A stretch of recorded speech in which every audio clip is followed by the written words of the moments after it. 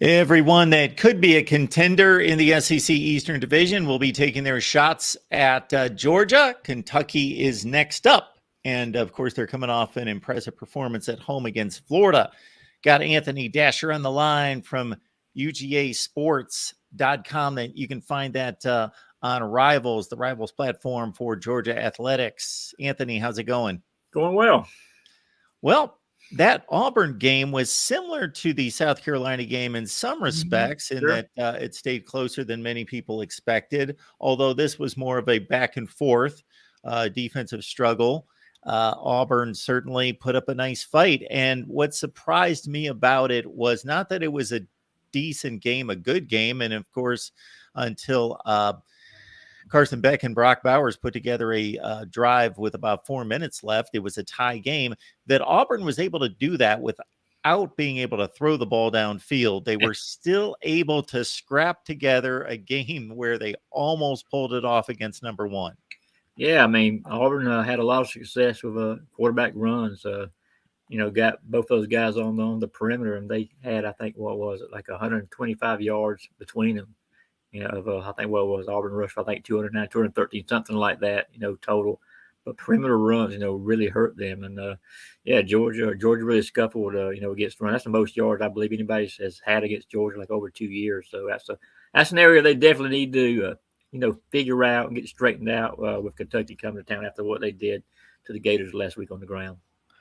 We've talked so many times, as anybody who covers college football, and especially the SEC, about Brock Bowers, but it's not just the skill set and the physical intimidation factor of just having that size, speed combination and those incredible skills at tight end. It's that he shows up at the right time. And he certainly took over the game for as much as a tight end can take over a game when they needed him on Saturday. Now he's incredible. I know it's not just me saying that. I mean, the score was what was it? It was 20-17. Georgia put together a field goal drive, and during that drive, Brock had like back-to-back one-handed catches, just plays that really kind of, the plays we've seen for him before, obviously, but they still kind of, make you drop your jaw when you see them happen, there in person. And, Georgia go down and tie the game. And then like you said, with about 4 minutes to go, they drive down again, and Carson hits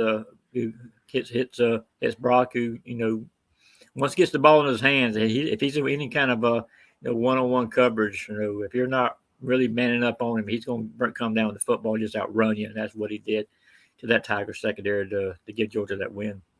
And I can't imagine being a lighter safety or a corner being in the open field when he gets a head of steam and trying to get in front of him and trying to bring him down. Yeah, it's not going to happen. I mean, he's 235 pounds.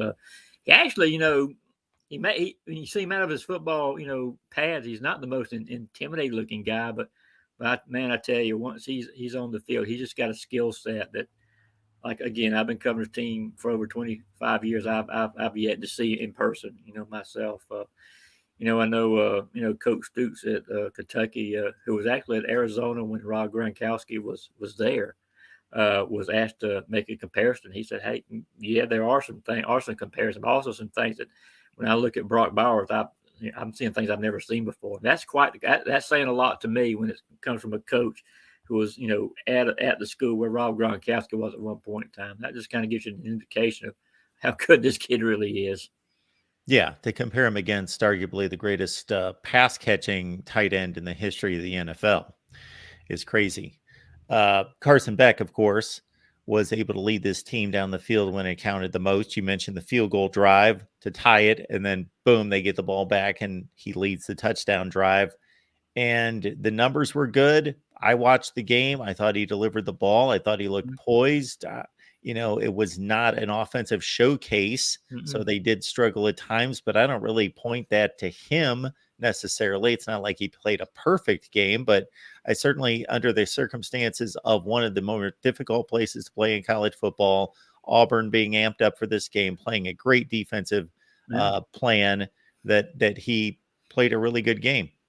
Yeah, the second half, he completed 16 of 20 passes for 235 yards. And I don't have the numbers in front of it. He was converted most of Georgia's third downs. I mean, and he's like you said, in that environment, as loud as that crowd was, I think you got to tip your hat to him. I think we really saw Carson Beck grow up a lot in this game, because that was really, in my estimation, one of the one or two questions that remained was, how is this guy going to perform on the road in the SEC? As crazy as these crowds can be, could he execute? Could Georgia, offense perform? And I think we saw, in that fourth quarter, that the answer to that is exactly yes. Yes, it can. So, Anthony, as you well know, one of the big questions across college football right now is what's wrong with Georgia? Are they not as good as they used to be, or are they going to be able to turn it on when they need to? And my thought is that this is still a tremendous football team, and still might be the best football team in America. That has yet to be seen. They're certainly one of the top 5. And then beyond that, the only thing that I will say is when they have struggled in previous seasons or had closer than expected games against the likes of Mizzou last year, that's the classic one that's brought up, they had already posted victories that were extremely impressive. Whereas this team, South Carolina and Auburn, would be the 2 best teams that they've played. And they're mid-level, maybe to be kind to SEC teams, maybe on the downside of that. And now, so this is now 2 games like this, and there are no real emphatic statement games under their belts yet. And that just goes back again to what we've talked about before, the slow offensive starts that the team has gotten off to. I mean, that's happened now in all 5 games that Georgia has played. They have yet to, play, 4 full quarters of football. That's why I'm curious to see if, we saw what Carson did in the second half. Will Georgia start now to maybe allow him to be more aggressive early on, start trying to jump on some of these teams early as opposed to kind of letting the game, come to them, so to speak? Can they be more aggressive? And then we'll see what happens. No, to answer your, original question, no, I don't think right now that anyone can with any, realm of reality can say this team is as good, as the last, 2 years. Again, lost a ton of players to the NFL, not making a single excuse. They recruited extremely well, but it's not quite the team that we've seen the last few years. And if they are to win it, they're going to have to go about it a different way, and that includes improving on the offense here pretty quickly. I am curious to see what happens now. They do have Ladd McConkey coming back. Ladd is other than Carson Beck, Ladd McConkey may be the second most important offensive player, receiver type on this team.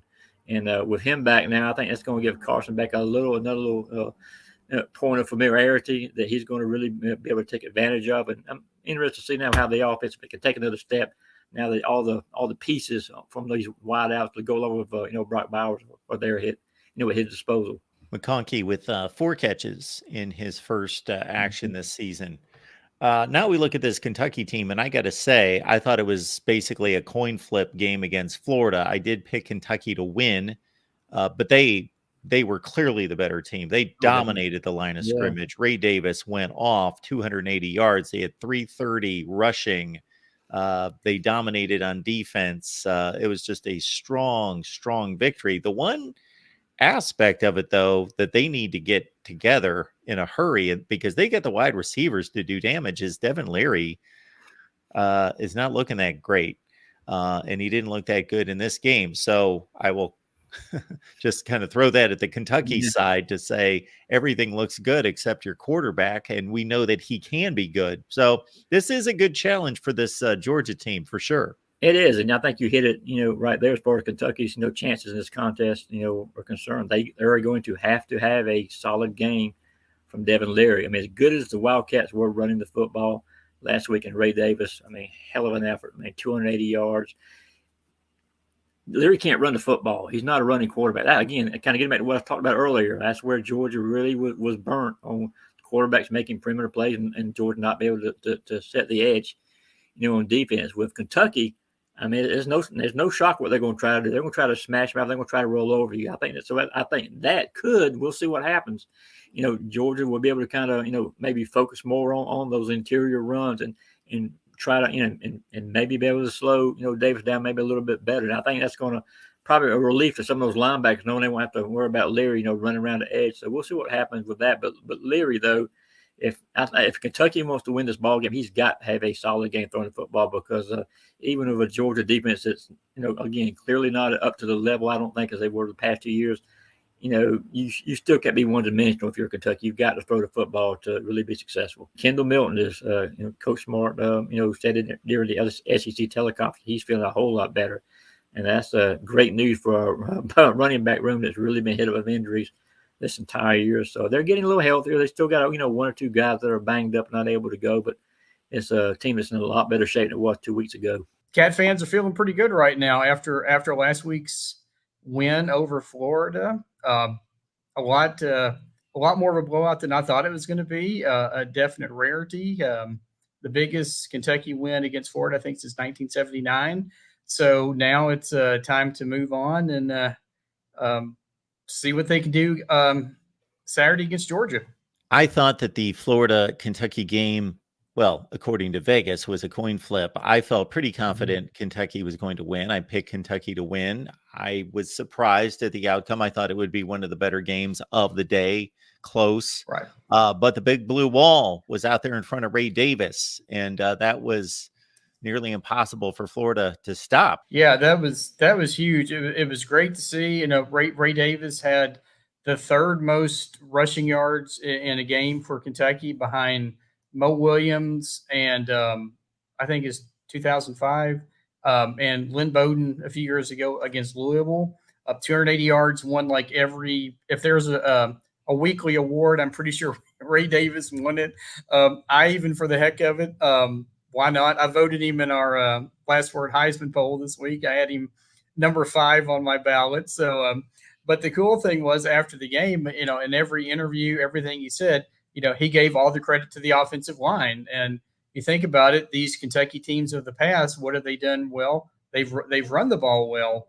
And, last year they had issues, and it's kind of been hit or miss this year. But everything just kind of clicked on all cylinders on Saturday. And then Jeremy Flax got one of the offensive lineman, National Offensive Lineman Awards. So, and if you look to segue into this game, if you look at it, teams that have been able to have some success running a ball against Georgia have been able to give themselves a chance to win. You think about Auburn ran for over 200 yards against them last week. So, they're going to be keying on Davis, but yeah, the opportunity is there. It's just a matter of, can Kentucky put it all together for 4 quarters and pull that upset? I would normally say, forget it, this is a different deal. But as you mentioned, Auburn was effective in the run game, and they had next to no threat of the downfield passing. There was just nothing there. Peyton Thorne and Auburn's pass attack has been anemic. So Georgia didn't even need to respect that as much as they would need to respect Kentucky's wide receiver core and Devin Leary, although that connection, that chemistry is still developing. It hasn't been the best. So this would be a good week for Devin Leary to have his best game as a Kentucky Wildcat. Right. Absolutely. And one thing to throw out there, Coach Stoops mentioned this earlier in the week. If you watch the Florida game, Barron Brown and Tavion Robinson both left the game on Saturday due to injury. As of right now, their status is still, listed to be determined. As we're talking, I have to believe that unless something really is up, I can't imagine where neither one of them don't play on Saturday because it's such a huge game. And if you go back and look, Brown had a monster game against Georgia last year. Had 10 catches for, I think, 145 yards and a touchdown. And that was with the Rich Scangarello offense that, Kentucky had trouble putting points on the board. And if you go back to last year, this Kentucky defense held Georgia to 16 points. The final game was 16-6. Had Kentucky been able to get anything going consistently offensively, we could have been talking about Kentucky pulling the upset last year. And you remember, this is a team that scored, I think, was it 50, 42, and 65 in their last 3 games last year, going in winning their second state championship. But yes, the status of Robinson and Brown is something to definitely monitor. Yeah, and to your point, 100% correct. Leary needs to have his best game as a Wildcat on Saturday for the Cats to have a chance to win. Georgia struggled with South Carolina. They were down 2 scores. They wiped them out in the second half with 21 consecutive points. And then the Auburn game that we saw last week, is an Auburn football team that has, I'm never going to discount SEC talent, and they certainly have it at a mid-tier level, but they have all sorts of issues on offense and, again, passing the ball, but 20-20 with 3 or 4 minutes left in the game. So they kept him right there. And so I don't know. There is no doubt that this Georgia team isn't the dominant force that it was the last 2 years, at least at this point of the season, but they may be the team that just always knows what to do in the fourth quarter to win these games. So we'll see how this plays out in the fourth quarter if we get to that point, which I believe we will. This is definitely not the Georgia team so far that we've seen of the last 2 years. Like I said, South Carolina had them down at the half. Auburn had a chance to win. But as you said, I think this team always seems to find a way to win. And like I said, if this game was in Lexington, I would definitely tip the scales towards a Kentucky upset. Like I said, I'm going to upset everyone in the Big Blue Nation, but I'm picking Georgia to win by 3 because I think they'll still find a way to win at the end of the game. And we'll see what happens. The point spread, I think, was 19 when it opened. And, the graphic on the screen there, now it's down to 14. It's been bet down to 14.5. But like I said, I think today's got to play a perfect game, have to limit turnovers, no dumb penalties, none of this, a touchdown or something big play getting called back because of a penalty. Not quite maybe not the perfect game, but they've got to be dang close. Especially down there. Folks, we got an SEC channel. You can catch the link in the description section of all the videos. Please follow us there.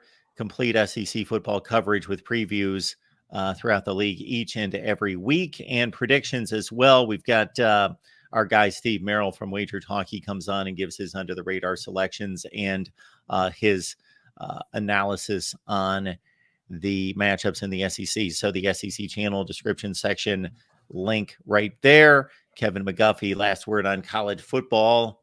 Any recent bowl projections? Yeah, I've got Kentucky as of this week playing in the former Outback Bowl, the ReliaQuest Bowl, playing Wisconsin. So, which I think would be a pretty interesting battle. The week before, I had them in the Mayo Bowl, but with the win over Florida, I bumped them up this week. So that's where I have Kentucky right now. And then I have the top 4 teams. I've still got Georgia, Georgia, Michigan, Texas, and Florida State are the top 4 teams in our bowl projections in that order, with Ohio State and USC as 5 and 6. So just keep Kentucky away from Iowa. Yes, no, we want no part of that. Again, after that, maybe in a couple years they can play again, but we'll see what happens. But no Iowa. But I do, a lot of those games, those New Year's games, are always SEC versus Big Ten. So I think at one point I had Kentucky playing Maryland in one of the games, but like I said, now this week it's Kentucky and Wisconsin playing in the ReliaQuest Bowl, I think is what it's called now. So the former Outback Bowl. Kentucky was pretty airtight on defense too against Florida. I watched the game, and late in the first half, Florida made a big play. I think it was Caleb Douglas down near the goal line to set them up for a touchdown. But until then, nothing. And then they got within 2 scores at one point and had a breath of life, a little glimmer of hope with a Ricky Pearsall touchdown. But besides that, Kentucky clamped down on them. Absolutely. Like I said, we talked about it in our preview. The big guys up front with Deion Walker and Octavius Oxendine, both of those had really, really good games on Saturday. And I said that the defense just kind of, what you kind of expect out of a Brad White led defense. They just dominated for a lot of the game. And then fun thing for this weekend is that Kentucky's linebackers, De'Aaron Jackson and Trevin Wallace, it's a homecoming for them because both guys are from Georgia originally, so they get to come back home and play against the Bulldogs this week. So I'm sure there's going to be a little extra motivation in that one as well. So, but yeah, a very, very strong defensive game for Kentucky against Florida. And like I said, obviously when it comes to Florida, you got to stop. You got to figure out where Brock Bowers is every every second of the game that he's on the field. So got to do a good job against him. Look for Oxendine and Walker. Try to get some pressure on Carson Beck and see if they can force Georgia into some turnovers or some mistakes. That's how that's always one of those keys for trying to pull that upset. So when bringing up the Brock Bowers factor, is there any particular Kentucky player or group of players that you would expect that would get that assignment? It could be just about anyone on the team. It could be the two linebackers. Could be, could be a couple of the safeties. I would suspect that you would maybe see, off and on a lot of different players probably following Bowers around the field on Saturday. Georgia has yet to cover this season. And so this point spread is now, as Kevin mentioned, down from 19 to 14.5 last I checked. And again, if you care about such things, Georgia has yet to cover. But if you also just care about football games, Georgia also has yet to lose. So that's true. And not lose in a long, long time since the Right. 2021 SEC championship game. They haven't lost a regular season game since mid-2020. That's right. It's quite a roll. Well, Kentucky will quite- try to do something about it. Yeah, it's quite a roll. It's perfect time for those streaks to end, wouldn't you say? It's got to end sometime. So why not Big Blue Kentucky? Yeah. One thing we're talking about Bowers that I was going to mention, last year's game, he only had 2 passes. He only had 2 catches for 10 yards last year. So, the Cats did a great job on him last year. Like I said, had Kentucky been able to get any kind of consistent offense going, I think they really had a chance. They could have pulled that upset last year. So maybe in 2023 that'll happen. So, what Brad White did last year against him, look for possibly that blueprint to show up again on Saturday. I just hope for your sake nobody mentioned that to Bowers. I'm sure that's probably only come up. I'm sure in press conferences a few times this year or this week. So, but like I said, it should be a great game. I'm really looking forward to it. And if Kentucky could shock the world, I think the possibilities are endless. After that, they got Missouri next week, and then the bye week, and then the last part of the schedule is pretty rough. You got Tennessee, Alabama, South Carolina, and then Louisville. Almost forgot Louisville. They've been one of the big surprises this year. I think I saw somewhere where this is, I believe, the first time in history that UK and U of L have both started the season at 5-0, or if it's not the first time ever, it's the first time in a long, long time. And I'm going to be honest, it would not surprise me to see Louisville beat Notre Dame on Saturday, but we'll see. We'll see how that one goes. So that should be also a really, really good game on Saturday. Yeah, so if Georgia wins this game, obviously they are the favorite, will continue to be the favorite, and it will just be another big win notch on their belts as they march toward the SEC championship game. But if Kentucky can somehow pull out a win, then it's a mad scramble and it's anyone's guess, and it's becomes a whole lot of fun. Otherwise, again, it's Kentucky and Florida and the rest of them just fighting for second place. Right. So this is a fork in the road game for the SEC Eastern Division. I think there's pretty much no doubt that Georgia marches on and cleans the table if they win this game. But otherwise, again, mad scramble, and Kentucky would actually hold that key win and be in great shape. So we will know about 7:00 Eastern time on Saturday. Kevin, best of luck. I hope you enjoy the game. All right. Thank you, Mark. I'll enjoy it as much as I can. So, but thanks for having me on again. It's always great to be on here and talk with you.